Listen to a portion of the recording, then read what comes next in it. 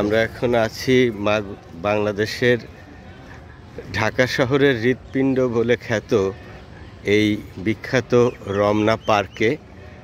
রমনা পার্কের এই সকালে আমরা দেখতে পাচ্ছি নানা বয়সের মানুষ, পুরুষ, নারী, শিশু, বৃদ্ধ সবাই একসঙ্গে এখানে সকালের সময়টি পার করছে এবং এখানে আমরা দেখতে পাচ্ছি যে স্বাস্থ্য সচেতন মানুষেরা, ঢাকা শহরের অধিকাংশ মানুষ ভোর থেকে এই জায়গাটিতে চলে এসেছেন।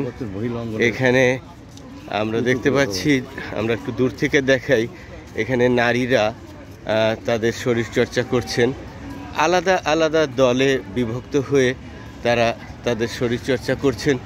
এখানে আমাদের নারীরা এখানে তাদের বিভিন্ন বয়সের নারীরা এখানে নানাভাবে নিজেদের শরীরকে সুস্থ রাখতে, শরীর সুস্থতা বজায় রাখতে, অথবা অসুস্থ থাকলে তিনি নিজের সুস্থতার প্রয়োজনে এখানে আসছেন।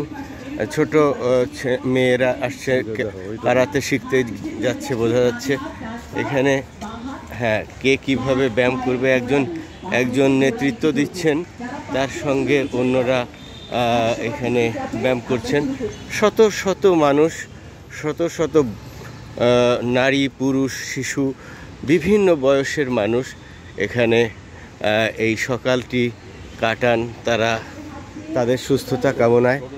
আজ যেহেতু শুক্রবার, আজ একটু ভিড় আরও একটু বেশি হয়েছে এবং ছোট ছোট দলে বিভক্ত হয়ে তারা এই ব্যায়াম করছেন বিভিন্নভাবে, যে যেভাবে পারছেন। কেউ হাঁটছেন, কেউ দৌড়াচ্ছেন।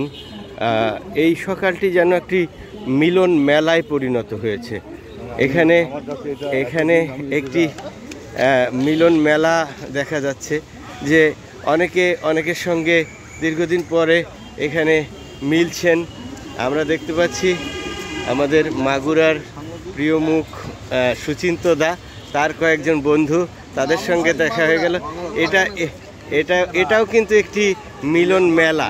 আসলে এই মিলন মেলাটি এই রমনা পার্কের একটি অন্যতম বৈশিষ্ট্য।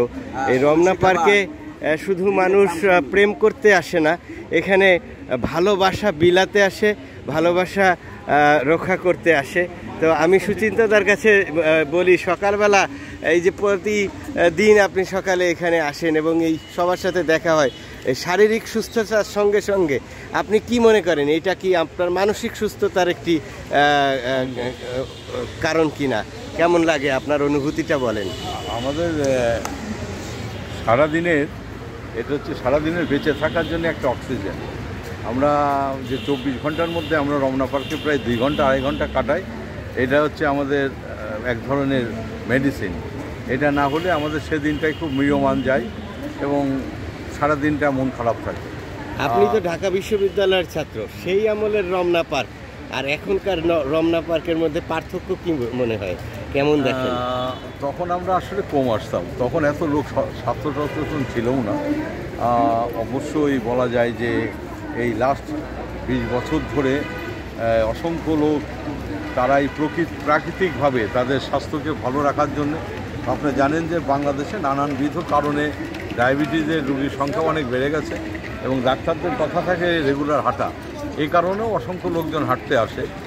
আর বলায় বাহুল্য যে লাস্ট 14-15 বছর ধরে রমনা পার্কের প্রভূত উন্নয়ন সাধিত হয়েছে নানান রকমভাবে।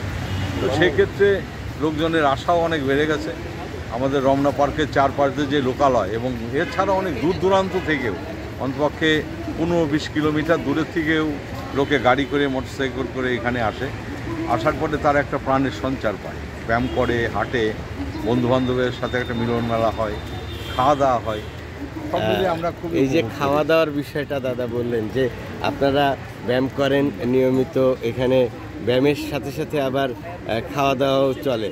তো এইটা কি আপনি বাঙালির যে ঐতিহ্য, বাঙালির ঐতিহ্য কিন্তু খাওয়া ছাড়া বাঙালির ঐতিহ্য চলে না।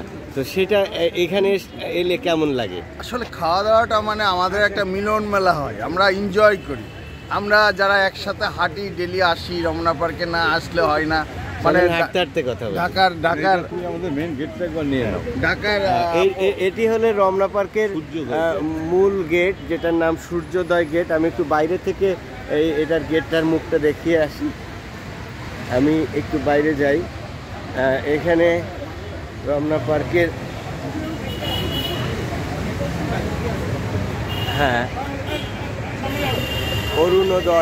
অরুণোদয় নামে এই গেটটি, এবং এই গেটটি রমনা পার্কের প্রধান গেট। এর উত্তর দিকে রাষ্ট্রীয় অতিথি ভবন যমুনা, যেটি বর্তমানে প্রধান উপদেষ্টা মহোদয়ের বাসভবন হিসাবে কাজ করছে। তো আমরা ভিতরে যাই, আমরা এখানকার যারা নিয়মিত তাদের সঙ্গে একটু কথা বলবো। কথা বলে আমরা জানার চেষ্টা করব যে কেন রমনা পার্কে এত মানুষের আবির্ভাব। সকালবেলা মনে হচ্ছে একটা মেলা বসে গেছে। এই হ্যাঁ দাদা, আপনি যেটা বলছিলেন যে এই মেলা বসে গেছে। মেলা বিশেষ করে শুক্রবারটা মেলাটা বেশি লোক হয়, শুক্রবার ছুটির দিন। আর আমরা তো ঢাকায় ব্যস্ত জীবন পার করি, তা আমরা রমনা পার্কে এসে সকালবেলা 1-1.5 ঘন্টা সবার সাথে থাকলে আমাদের উজ্জীবন হয়, আমরা আমাদের কাজের প্রেরণা বোধ করি। আর সেই সাথে আমাদের হাঁটা দেওয়া হয়, খাওয়াটা লক্ষ্য না, সবার সাথে। আপনাকে একটু জিজ্ঞেস করি যে রঞ্জন দা, উনিও ঢাকা বিশ্ববিদ্যালয়ের প্রাক্তন ছাত্র। তো আপনার বিশ্ববিদ্যালয়, আপনার বলতে গেলে যৌবনটা এখানেই প্রধানতম সময়টা, সেই সূর্য সময়টা আপনারা এখানে কাটিয়েছেন। আবার এখন বয়সের একটা সময় এসে নিয়মিত রমনা পার্কে আসছেন। এই আশাটা, সেই আশা আর এই আশার ভিতরে কি পার্থক্য দেখেন? চলেন কথা বলতে বলতে হাঁটি। তখন আমরা ওই এমনি একটু বিনোদনের জন্য, আর এখন আমরা হাঁটি স্বাস্থ্যোদ্ধারের জন্য। এখন আমাদের বয়স হয়েছে, আমরা যাতে ভালো থাকতে পারি। ম্যাক্সিমাম লোকের ডায়াবেটিস, নানা রোগ আক্রান্ত, তারা হাঁটে। এবং কিছু আমাদের দেখে যারা এই নতুন প্রজন্ম, তারাও হাঁটতে শিখছে এখন। আগে রমনা পার্কে এত লোক হতো না, এত সুন্দরও ছিল না পার্ক। আর পার্কটাও ভালো হয়েছে, লোকজন স্বাস্থ্য সচেতন হয়েছে, অর্থনৈতিক একটু উন্নতও হয়েছে মানুষের। এই জন্য তারা অত দূর থেকেও মানুষ এখানে আসে। এখানে রমনা পার্কের এখন ভিড়টাও একটু বেশি।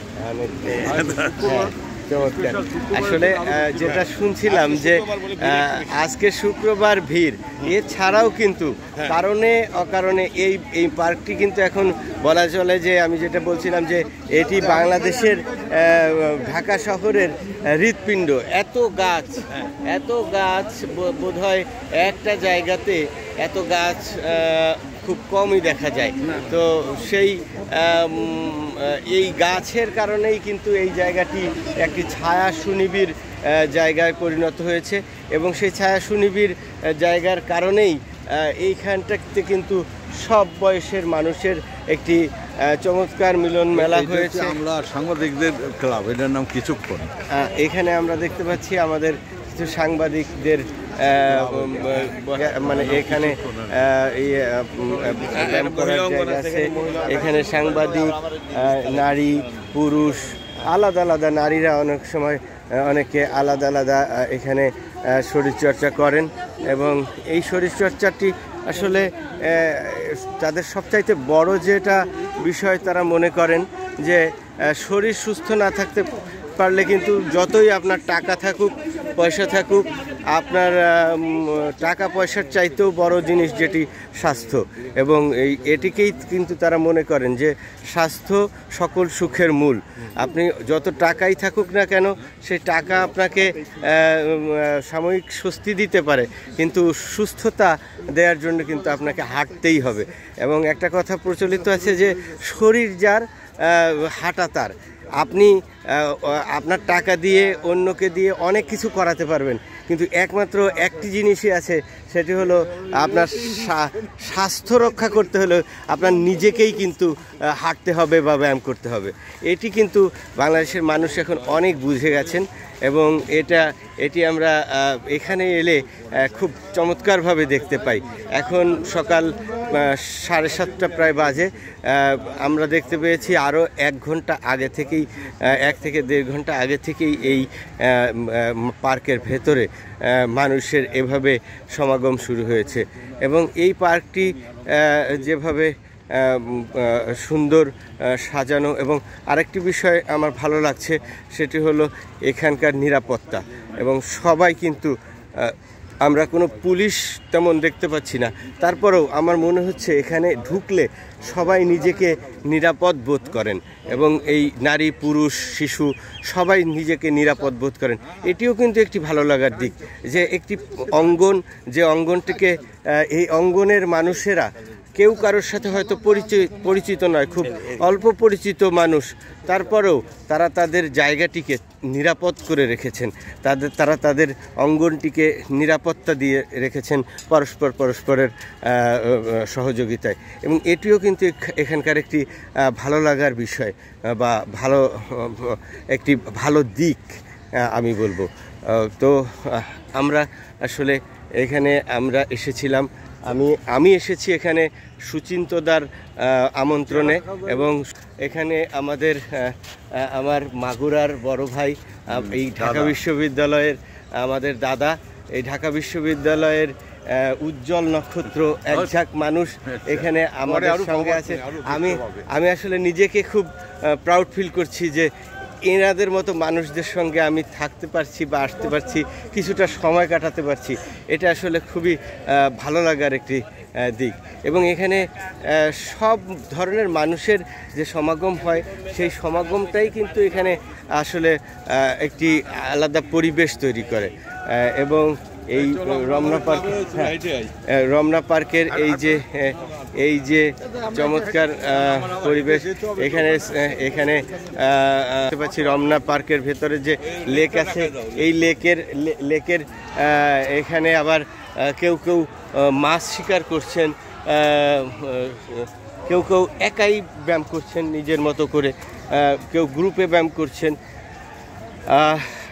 আমাদের মাগুরাতে আমাদের যেমন সুপ্রভাত নামে সংগঠন আছে বা এই ধরনের কয়েকটি সংগঠন আছে যারা নিয়মিত হাঁটাহাঁটি করেন।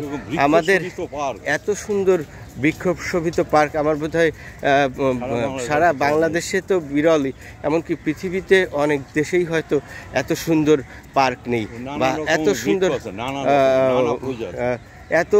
এত সহজলভ্যও নয়।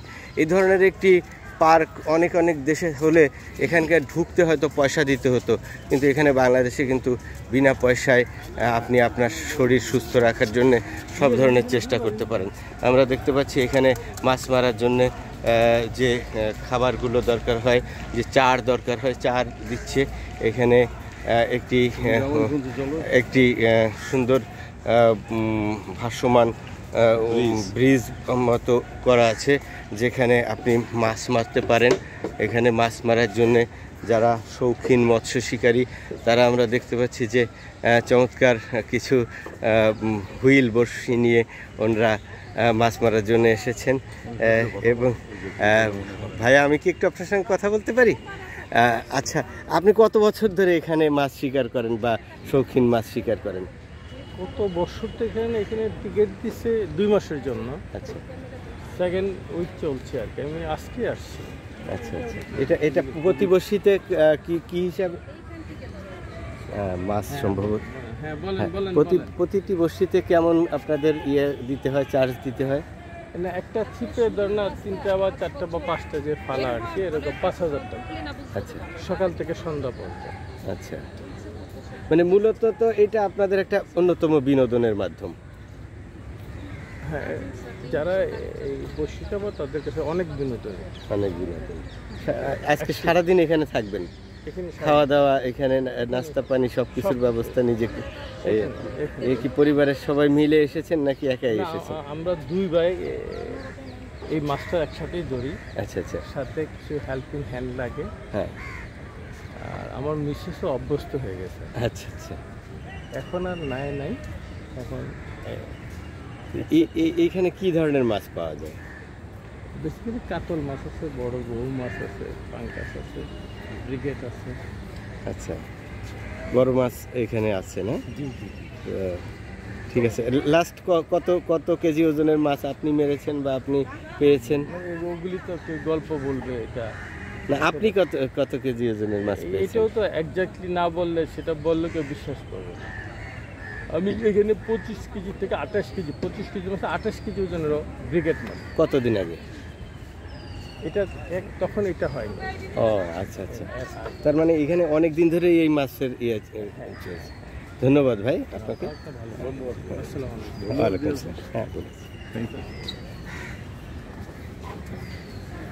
হ্যাঁ, চমৎকার একটি আয়োজন। আসলে এইগুলোই কিন্তু আমাদের বাংলাদেশের একটি সৌন্দর্যও বলা যায়, যে বাংলাদেশের মানুষের যে নানা রকমের শখ, নানা রকমের ভালো লাগা, সেই ভালো লাগার একটি অন্যতম হলো এই মাছ মারা। এই মাছ মারাটি কিন্তু আমরা জানি যে আমাদের একটা ঐতিহ্যের অংশ বলতে গেলে। কারণ আমাদের এরকম গল্প আছে যে বাজার করতে যাচ্ছে, বাজার করতে যাওয়ার পথে একজন দেখলো যে মাছ মারছে, তো মাছ মারতেই সময় কাটিয়ে দিল, বাজারটা আর তার করা হলো না। এই ধরনের অনেক গল্প কিন্তু আমাদের প্রচলিত আছে। তো আমরা দেখতে পাচ্ছি এই রমনা পার্কের ভেতরেও কিন্তু সে ধরনের মাছ মারার ব্যবস্থা রয়েছে। এখানে ছোট্ট শিশুরা কারাতের প্র্যাকটিস করছে, কারাতের প্রশিক্ষণ নিচ্ছে। আবার তার পাশেই কিছু সিনিয়ররা, তারা একই রকমের ড্রেস পরে তারা ব্যায়াম করছেন। আমাদের নারী সদস্যরা তারাও হাঁটাহাঁটি করছেন, হেঁটে স্বাস্থ্য সুরক্ষার চেষ্টা করছেন। আমরা দেখতে পাচ্ছি যে কি চমৎকারভাবে শিশুরা কারাতে প্র্যাকটিস করছে। হ্যাঁ, প্রশিক্ষণ নিচ্ছে, কারাতে প্রশিক্ষণ নিচ্ছে। এবং আমরা জানি মেয়েদের, বিশেষ করে মেয়েদের সুরক্ষার জন্য কারাটেটা খুবই গুরুত্বপূর্ণ একটি বিষয়, এবং এই গুরুত্বপূর্ণ বিষয়টিকে তারা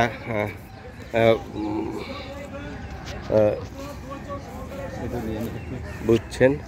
এবং আমাদের ছেলেমেয়েদেরকে কারাটে প্রশিক্ষণ দেওয়া হচ্ছে। উজ্জীবন রমনা পার্ক নামে একটি সংগঠন। এখানে দেখতে পাচ্ছি তারা একই ধরনের ড্রেস পরে তারা ব্যায়াম করছেন। এই যে রমনা পার্কের বৈচিত্র্য, নানা ধরনের মানুষের নানাভাবে এখানে